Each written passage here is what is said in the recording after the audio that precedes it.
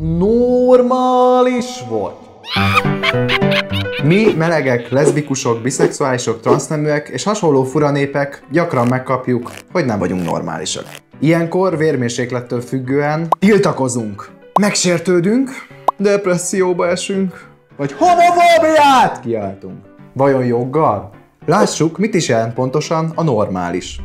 Az értelmező szótárban azt olvassuk, hogy a normális eredete a latin norma szó, ami derékszöget jelent. Tehát ha valaki normális, akkor derékszögű.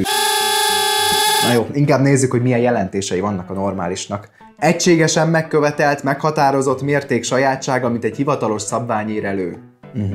Megszokott régi mérték sajátság, amely hosszú idő alatt alakult ki és elfogadott lett. Oké, ez már kezd érdekessé válni.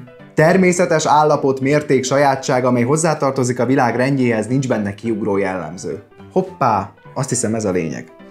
Amikor azt mondják, hogy a melegség, leszbikusság, transzneműség vagy bármi hasonló cucc nem normális, akkor leginkább arra gondolnak, hogy például melegnek lenni nem tartozik a világ természetes állapotához vagy rendjéhez. Most hadd ne jöjjek azzal, hogy de, a homoszexualitás nagyon is hozzátartozik a világ rendjéhez, például az állatoknál is, bla bla bla, ez mind jól ismert. Gyere ezzel, mert nem mindenki tudja. Oké, bevágás! A kutatók már több mint 1500 állatfajnál is megfigyelték a homoszexualitás jelenségét.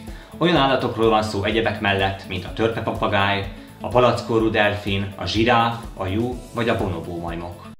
Rendben vagyunk? Folytathatom a zseniális gondolatmenetemet? Igen, köszi. Remek. Akkor most hívjuk segítségül a matekot, csak hogy tudományosnak tűnjünk. Ez az úgynevezett normális eloszlás. A legtöbb emberi tulajdonság ezt az eloszlást követi.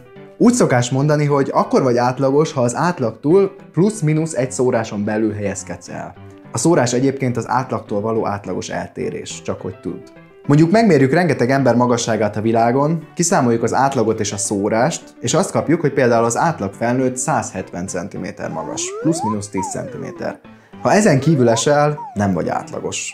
Vagy nem vagy normális. Az embereknek rengeteg ártalmatlan tulajdonságuk van, tehát nem olyanokra gondolok, hogy hány embert öltél meg, hanem például olyanokra, hogy hány barátod van, mikor szoktál kelni, mi a kedvenc ételed, mi a bőröd árnyalata, meg ilyesmi. Vegyünk csak 10 ilyen tulajdonságot. Ennyit bárki pillanatok alatt össze tud gyűjteni. Annak a valószínűsége, hogy mind a 10 tulajdonságban átlagos vagy normális, vagy akárhogy is nevezzük, szóval ennek a valószínűsége szerinted mennyi? 80%? 50%? 25%? Elárulom. Annak a valószínűsége, hogy 10 véletlenszerű tulajdonságban mind átlagos vagy, mindössze 2%. Egész pontosan 2,11. Ha kíváncsi vagy, miért ennyi, nézd végig a videót. Ez lehet jó vagy rossz hír, ahogy vesszük. Ha a társadalom által pozitívnak tartott tulajdonságban nem vagy átlagos, annak nyilván örülsz, például ha tehetséges vagy valamiben, vagy a bizonyos tekintetben nagyobb vagy az átlagnál. Az ilyesmire akár még büszke is vagy. Érdekes, ilyenkor fel sem merül, hogy a nem átlagos nem normális.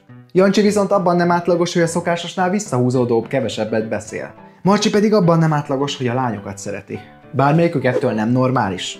De normális, csak nem átlagos. Te is több dologban vagy nem átlagos, mint hinnéd. Mert az emberek már csak olyanok, hogy sokfélék, kb. Egyéniségek. És utálhatod magad azért, hogy valamiben nem vagy átlagos, utálhatsz másokat is ezért, már ha az élet célja a földi pokol. Ha viszont nem az, akkor el is fogadhatod, vagy akár büszke is lehetsz rá.